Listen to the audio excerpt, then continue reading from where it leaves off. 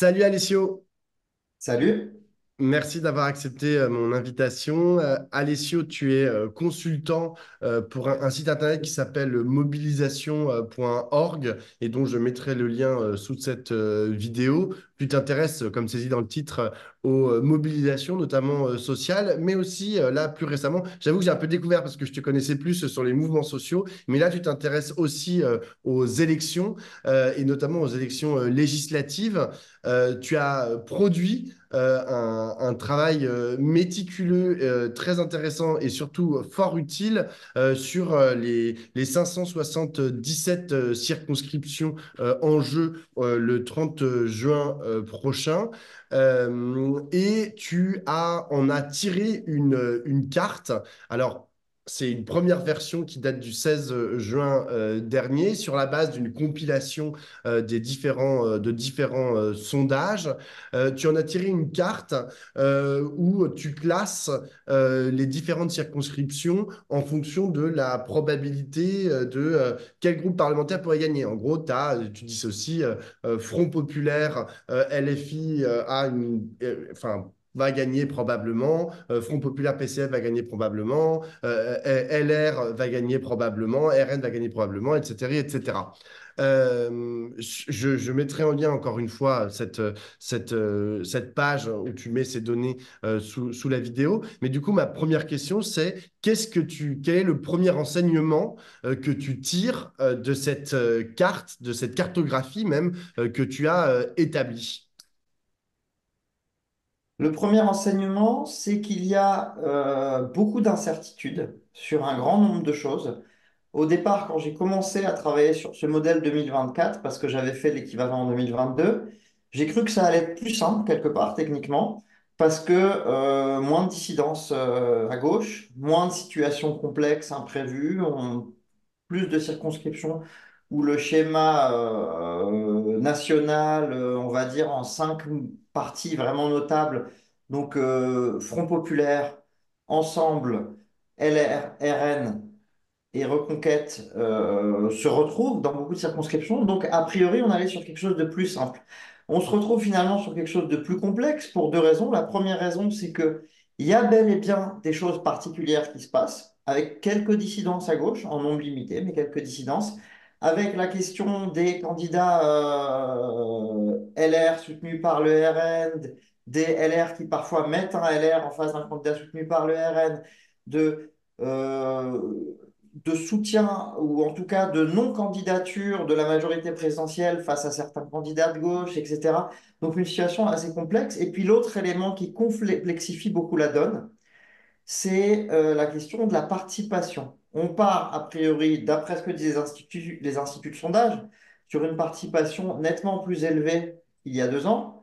On parle d'environ 60% et on a des blocs importants, en particulier le bloc Front National et le bloc Front Populaire. Et le fait qu'on ait une participation élevée avec des blocs importants, ça veut dire beaucoup de triangulaires. Alors pas partout, bien entendu, ça restera minoritaire, mais on va avoir un nombre de triangulaires beaucoup plus élevé que sur les élections législatives précédentes. Et les triangulaires, c'est très difficile d'anticiper ce que ça crée, parce que d'abord, il faut anticiper où est-ce qu'il y aura triangulaire ou pas. Et ça, sur une même circonscription, à très peu de points près, on peut se retrouver avec une triangulaire ou avec un ensemble troisième qui ne passe pas et donc un second tour traditionnel. C'est très difficile de voir ce qui va en résulter. Et puis, l'autre conséquence, enfin, l'autre effet des triangulaires qui crée des difficultés, c'est qu'on ne peut pas savoir, a priori, même si on a des soupçons dans un certain nombre de circonscriptions, quel sera le comportement des candidats? Est-ce que dans telle circonscription, le candidat ensemble qui est qualifié mais qui est arrivé troisième va se retirer et faire barrage pour empêcher la victoire du Front National? Ou est-ce que tout le monde va rester et ainsi de suite? Donc cette question de anticiper les triangulaires et anticiper ce que feront les candidats dans une triangulaire rend les choses plus difficiles. Ce qui est certain, c'est que globalement, les triangulaires, quand elles ont lieu, sont beaucoup plus souvent favorables au Rassemblement national. Alors, c'est intéressant parce que tu m'as parlé de la hausse de la participation, hausse probable de la participation, et tu as mis comme conséquence le problème des triangulaires. Très souvent, pas les sondeurs, les politistes et les gens qui s'intéressent à ça, mais ils disent, ah oui, la hausse de la participation, le fait qu'on n'arrive pas à anticiper une hausse de la participation, ça peut aussi brouiller les intentions de vote. Est-ce que, d'après toi, qui suis ça de près, est-ce que c'est vrai? Est-ce que, tu vois, par exemple, si on tape sur une participation de je sais pas, 50% et que, en fait, le jour du vote, il y a 60 ou 65% des gens qui sont déplacés aux urnes, est-ce que ça change complètement les votes et les équilibres, on va dire, politiques, ou est-ce que bah, les abstentionnistes, ils votent globalement comme ceux qui participent au vote? J'ai pas de réponse précise à cette question, mais s'il fallait donner quelque chose qui va entre le fruit d'une revue de presse, d'une revue d'enquête et l'intuition, globalement, les abstentionnistes habituels qui vont se déplacer, ça va aller plutôt en faveur des deux forces qui ont le vent en poupe, on va dire actuellement, à savoir le Rassemblement national et le Front populaire. Hmm. Mais le Rassemblement national partant avec un assez gros avantage de départ, c'est bien entendu lui qui risque le plus d'en bénéficier. Alors, il y a un autre point intéressant et qui est mis en avant dans les sondages que tu as compilés, c'est que, en vérité, si on enlève la question des triangulaires, qui est une question qui est importante, on va se retrouver avec, dans 80% des seconds tours à peu près, des duels ou des triels, je ne sais pas comment on dit, avec le Front populaire, dans 80 autres pourcents, mais parfois les mêmes, avec le RN et dans seulement 30% avec Renaissance et puis 10% avec LR. Euh, Est-ce que ça, pour toi, et là c'est un peu d'analyse politique, mais genre, est-ce que genre, c'est la consécration de l'explosion en vol complète de ce que a été à un moment le macronisme et c'est la constitution de deux blocs forts que sont d'une part l'extrême droite et d'autre part la gauche. Tout d'abord, les chiffres que tu donnes sont sans doute donnent un bon ordre d'idée, mais ils correspondent à la projection que j'ai publiée le 16 et depuis, je travaille beaucoup plus en détail sur ce que sont les spécificités des situations propres à chaque circonscription. Donc, on va avoir, d'ici 2 jours, je pense, je publierai des projections plus précises, plus justes, qui permettront d'avoir une meilleure idée. Cela dit, c'est assez vrai. Il paraît assez clair que le Front populaire sera présent dans plus de 70% des seconds tours, peut-être même plus de 80%, et idem pour le Rassemblement national. Mmh. Il paraît assez clair aussi que la majorité des seconds tours ne verront pas la majorité présidentielle participer. Ils seront spectateurs. Alors, est-ce qu'ils seront présents dans les seconds tours dans seulement 30% des circonscriptions ou davantage? Il y a une inconnue sur laquelle on pourra s'exprimer un peu plus dans quelques jours, parce qu'ils ont compris ça maintenant. Ils l'avaient peut-être pas compris au moment de la dissolution, mais ils l'ont compris. Mais ils essayent par différents moyens, notamment des accords locaux avec LR ou des arrangements, de lutter contre ça en échangeant des circonscriptions perdues contre des circonscriptions gagnables à bon compte. Donc, il y a une incertitude, mais quand même, le plus évident, c'est que dans la grande majorité des seconds tours, il n'y aura pas la majorité présidentielle. Pour une raison simple, pour deux raisons. D'abord, c'est que très forte baisse de popularité, on l'a vu dans les résultats européens et les sondages annoncent le même genre de résultats, c'est-à-dire un camp macroniste très bas, et puis une incapacité, en tout cas pas de décision d'union claire, c'est-à-dire qu'on aurait tout à fait pu imaginer qu'il y ait un rapprochement plus explicite, plus général avec LR. C'est pas ce que souhaite une bonne partie des gens de LR, qui d'ailleurs certains ont même choisi plutôt le Rassemblement national dans la mesure où on n'a pas ce bloc de droite qui s'est créé, comme il y a un bloc de gauche et comme il y a un bloc d'extrême droite puissant, tout amène à ce qu'il y ait effectivement un effondrement du camp macroniste. Et en fait, pour l'essentiel, les voix gagnées à gauche et les voix gagnées à l'extrême droite, c'est le partage, le grand partage des sièges macronistes. Mm. Dans les différentes projections qui sont faites par les différents instituts de sondage, il n'y a jamais une majorité absolue qui est octroyée à l'un des groupes, entre guillemets, que ce soit la gauche, que ce soit l'extrême droite, et puis encore moins le centre droit, on va dire. Euh, Est-ce que ça, d'une part, comment est-ce que, du coup, est-ce que ça pourrait influer, pardon, sur le vote des électeurs, tu vois, se dire, bon, bah, franchement, qu'est-ce qu'on va aller voter encore une fois pour que, à l'Assemblée nationale, il n'y ait pas de majorité absolue et donc que on continue gouverner la France K1, K1 à coup de 49-3, comme ça a été le cas pendant 2 ans. Une législative en France, c'est un système qui pose problème profondément, Mm, déjà.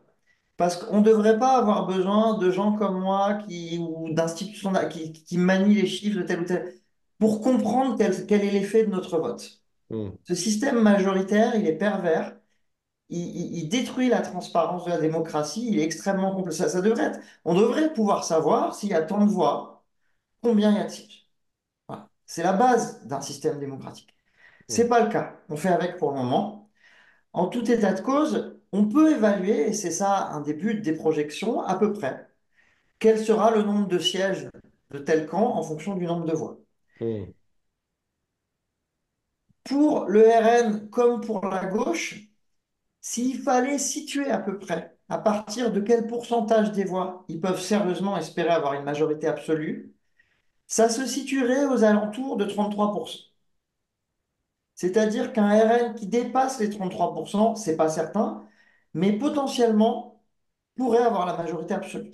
Et une gauche qui dépasse les 33% pourrait avoir la majorité absolue. Donc aujourd'hui, si on regarde les sondages, aucun sondage ne donne suffisamment de points à la gauche pour avoir une majorité absolue. Ça ne veut pas dire que c'est impossible. Ça se joue à quelques points près. Sur certains sondages, on peut être dans les marges d'erreur.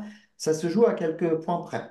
Par contre, plusieurs sondages donnent le RN à des niveaux situés globalement, les niveaux, c'est entre 29 et 35. Donc il y a plusieurs sondages. Les projections ne font pas toujours le poids derrière, mais qui annoncent un RN tout à fait capable d'avoir la majorité absolue à l'Assemblée. mm. Tu utilises, dans ta carte et dans tes données, tu utilises le terme de swing state, c'est-à-dire states, enfin swing circonscription. Justement, c'est un terme que tu un peu, j'imagine, prends du vocabulaire américain où on parle de swing states, c'est-à-dire les États qui sont particulièrement scrutés parce que en termes de grands électeurs, bah, ils peuvent faire basculer d'un côté ou de l'autre l'élection présidentielle américaine. Toi, tu en dénombres donc ces États, ces circonscriptions pardon, incertaines, tu en dénombres environ 130. Est-ce que c'est sur ces circonscriptions qu'il va falloir particulièrement regarder le soir des premiers et second tours des élections législatives, parce que finalement, c'est là que tout va se jouer. Oui, mais comme je le disais tout à l'heure, il y a des choses qui doivent encore être mises à jour. Et ce qu'il faudra vraiment, là, on peut déjà les regarder sur la carte interactive qu'on propose sur mobilisation.org. Mais ce qu'il faudra vraiment regarder, c'est la prochaine carte qui va être publiée dans le courant de la semaine et qui permettra de mieux les identifier. Vraisemblablement, on va avoir entre 100 et 150 circonscriptions sur lesquelles il va y avoir ces enjeux de bascule assez importants. Et oui, le résultat va surtout dépendre de ces circonscriptions. Autre question, je t'ai vu publier un tweet, c'était dans le courant du week-end, disant au départ, si on pouvait avoir un petit espoir de la victoire du Front populaire aux prochaines élections législatives, après ce qu'il vient de se passer, sous-entendu les dissidences, les brouilles, tout le monde qui se tape sur la gueule entre les différents parti courant, sensibilité du Front populaire. Aujourd'hui, c'est foutu. C'est un message que j'écris en partie sous le coup de l'émotion, mais je pense que ça, sauf changement radical, évolution de la campagne, ça reflète sans doute une réalité. On n'est plus dans le même niveau d'espoir que ce qu'il y avait les tout premiers jours, parce qu'il y avait une belle dynamique qui a été assez fortement brisée. Et moi, J'interviens ici et aussi sur certains plateaux en tant qu'analyste. Je fais l'ensemble de mon travail de façon objective, mais j'ai jamais caché mon orientation personnelle à gauche. Et tu me donnes une tribune, j'aimerais l'utiliser. Il y a une chose que j'aimerais dire à ce sujet, que j'aimerais dire à Bompard, à Ruffin, à Corbière et aux autres, à tous les chefs de gauche, à tous les gens qui prennent des décisions qui ont eu des effets ces jours-ci. Les décisions qui ont été prises par LFI le week-end dernier, les conflits et les choix de dissidence qui s'ensuivent ne vont pas faire perdre des sièges en soi. Parce que c'est des conflits qui, globalement, ont lieu dans des circonscriptions très ancrées à gauche. Mais elles vont faire perdre l'élection. Parce qu'elles nuisent à l'image du Front populaire, parce qu'elles font perdre des votes un peu partout. Il faut être conscient d'une chose. Pour la gauche comme pour l'extrême droite, un point de voix au national, c'est 20 sièges. Un point, c'est 20 sièges. Le RN peut être au pouvoir demain. Et face à ça, c'est un truc que j'ai écrit aussi sur les réseaux ces jours-ci. Quand je regarde ces élections, j'ai l'impression de regarder la Casa des Papel. On a un plan huilé qui pourrait marcher comme sur des roulettes et qui demande juste quelques jours de coordination sans faille. Quelques jours.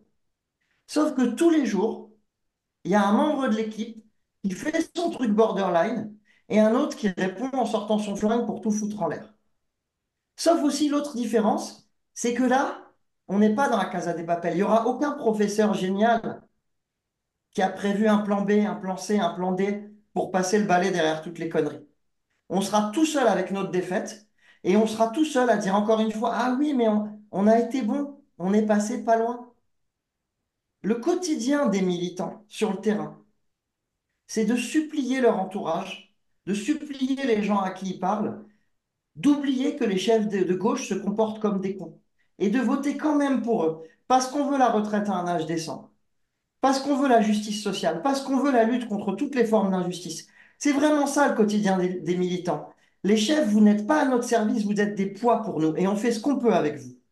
Il y a eu une prise de parole de Clément Viktorovitch qui a été très belle ce week-end, je trouvais, qui disait aux leaders politiques de gauche, votre avenir politique, votre personne ne nous intéresse pas. Nous n'avons rien à faire de vos personnes. Vous n'êtes rien pour nous. Si vous n'êtes pas des poids, vous serez au mieux des outils pour nous. Il est temps maintenant que chacun de ces leaders, de toutes les parties du Front populaire, se rappelle de ça et arrête de chouiner sur le fait que les médias nous maltraitent, sur le fait que les médias déforment leurs propos. Oui, les médias maltraitent, parce que la politique, c'est un combat. Et mener ce combat, c'est choisir les moyens pour gagner. C'est pas chouiner en disant la défaite est injuste. C'est choisir les moyens pour gagner. Et donc réfléchir à deux fois, à chaque fois qu'on s'apprête à faire une chose ou à dire une chose qu'on peut trouver justifiée pour telle ou telle raison, mais dont on sait très bien qu'elle va semer le chaos et la destruction. Les électeurs, eux, ils sont unis. L'essentiel des militants, ils sont unis. Donc Ruffin, Corbière, Bompard, Panot, qui vous voulez, tous les autres chefs des partis de gauche, des autres partis de gauche aussi. Il est temps d'arrêter vos conneries, vraiment, et de nous aider. C'est très important de l'entendre aujourd'hui. Bah, merci beaucoup, Alessio. J'espère que tu seras entendu. Bon, euh, comme tu l'as dit, ça part un peu mal dans cette campagne, mais de toute façon, je pense que ce que tu viens de dire est important, y compris pour la suite, y compris après ces élections législatives, même si, comme tu l'as très bien souligné, elles sont particulièrement importantes parce que particulièrement à risque. Merci beaucoup, Alessio. Merci à toi.